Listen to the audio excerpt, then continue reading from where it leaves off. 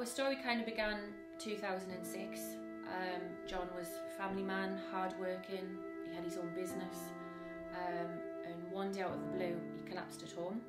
Never been ill, nothing. Had a huge seizure. They induced a coma, and he was in a coma for another 5 weeks, so I never spoke to him from that point. Couldn't get a diagnosis, doctors didn't really know what was happening. He continued to have seizures over and over again, and he was in intensive care for quite a long time. Quickly became clear that he suffered short-term memory loss. He didn't know who I was. He forgot I was actually pregnant at the time with our first child. He forgot all of that. We were due to get married as well that year, so we had to cancel everything because obviously John didn't even know who he was. His memory was so bad. He continued to have seizures as well.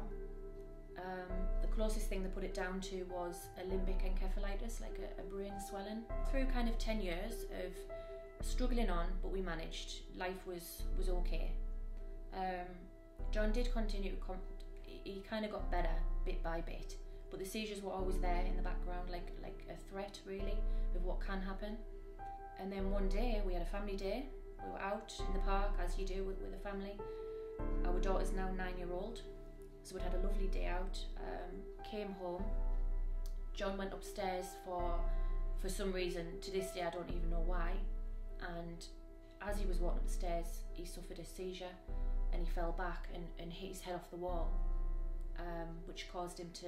It was like a burst fracture in his spine. At that time we didn't know the extent of the damage then either, until we got to the hospital and realised he'd broken his neck severely, and instantly he couldn't move anything from the waist down. To say it was a shock is an understatement. I think still to this day you don't quite believe it, that he's coming home a very different person again. Life's just very cruel, very unfair, that this has happened to somebody who just doesn't deserve any of it. The problem now is I can't get him home through our front door. He can't come home at all because, as I say, he's in a wheelchair. There's steps up to the front door, so I can't even get him in there. And the interior of the house just isn't big enough for John's ongoing needs. He needs 24-hour nursing care. So that's why we've come to set up the Bring John Home campaign, to ask for the public's help, as many people to get behind us as possible, to help raise funds to buy an adapted bungalow for John's ongoing needs.